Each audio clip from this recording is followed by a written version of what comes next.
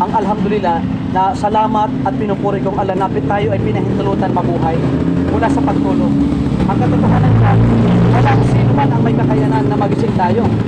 Tanging ang Allah subhanahu wa ta'ala lamang ang may kakayanan. Sinabi ng Allah subhanahu wa ta'ala, وَمَا خَلَقْتُ الْجِنَّ وَالْإِنسَ إِلَّا لِيَعْبُدُونِ. Nilikha lamang ang mga tao, nilikha ang tao upang ang tao at saka jin upang sambahin lamang ang nag-iisang tagapaglikha. Ibig sabihin, life has a purpose.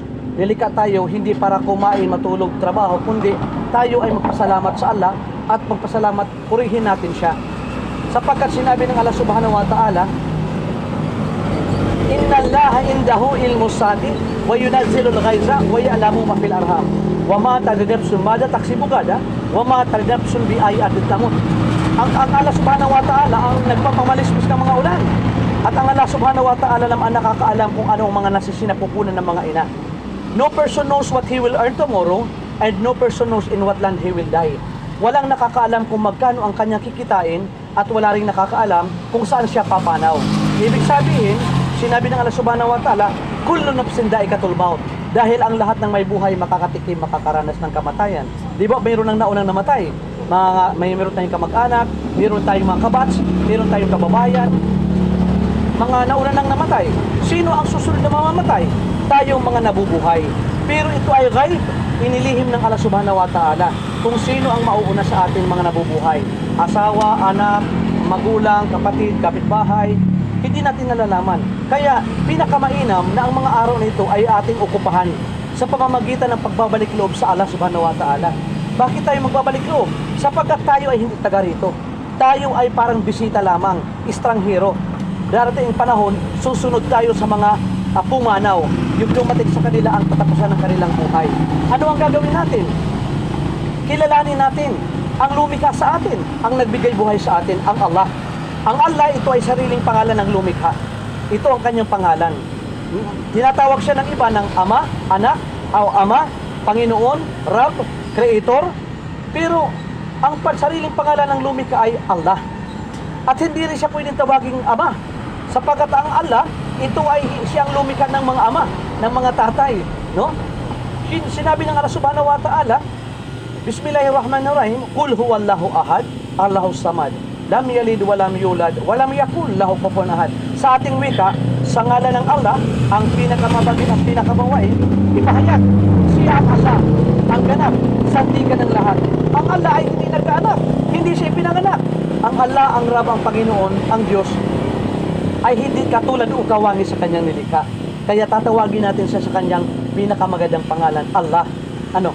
Ngayon naman, sinabi ni Propeta Muhammad sallallahu alaihi wasallam, sino man ang magsabi ng la ilaha illallah, walang ibang Diyos maliban sa Allah, at dumating sa kanya ang katapusan ng kanyang buhay, makakaasa ka sa awat habag ng Allah, magiging panauhin tayo sa paraiso pag dumating sa atin ang kamatayan. Sa pamamagitan ng paniniwala, pananalig sa nag-iisang tagapaglikha. Walladina amanu wa amilus salihat, ulaika ashabul jannati hum fiha khalidun. Sino mang naniniwala sa nag-iisang tagapaglikha, sa Allah, gumagawa ka ng maraming kabutihan, makakaasa tayo sa awat habag ng Allah, maninirahan tayo sa paraiso, alalaong baga, ililigtas tayo sa impyernong apoy. Ngayon, anong gagawin natin para magkaroon tayo ng kasiguraduhan ng kaligtasan ng ating kaluluwa? Simple lang, kung anong ginawa ng mga propeta, gawin natin. Kung anong sinabi nila, sabihin natin. Katulad si Altimo, siya ay nagbalik loob para hindi mapariwara ang buhay. At pag dumating sa atin ang katapusan ng buhay, ay makakaasa tayo na ililigtas tayo sa impyernong apoy. Kaya bago tayo maghiwalay, nais kong ikaw ay alalayan. At bigkasin natin ang asyhadu an la ilaha illallah wa asyhadu anna Muhammadan abduhu wa rasuluh mula sa kaibuturan nating puso. Nang sa ganun, ay tayo ay maging panahuin sa paraiso. Maging kapanalig natin si Birhen Maria, Jesucristo, lahat ng mga propeta. Kaya ganyan ang kanang kamay. Ganyan ang kanang kamay. Sabihin mo, Ashhadu an la ilaha illallah wa ashhadu anna Muhammad Rasul Allah. Ako'y sumasaksi at naniniwala na walang ibang Diyos na dapat sambahin maliban sa Allah. Ako'y at sumasaksi at naniniwala na si Propeta Muhammad ay huling sugo ng Allah. Allahu Akbar. Ngayon binabati kita bilang isang pananampalataya. Assalamualaikum warahmatullahi wabarakatuh. Ngayon kapatid, anong pangalan mo? Alex po. Alex, payo ko sa aking sarili at sa iyo, mula ngayon hanggang sa huling himla ng ating buhay, tayo'y sumunod tumalima sa utos at batas ng Diyos, sa pamamaraan ng Propeta Muhammad, sa utos at batas ng Allah. Nang sa ganon, tayo ay magtagumpay dito sa mundo tungo sa kabilang buhay. Ano po? Assalamualaikum. Sabihin mo, wa alaikum musalam. Walaikum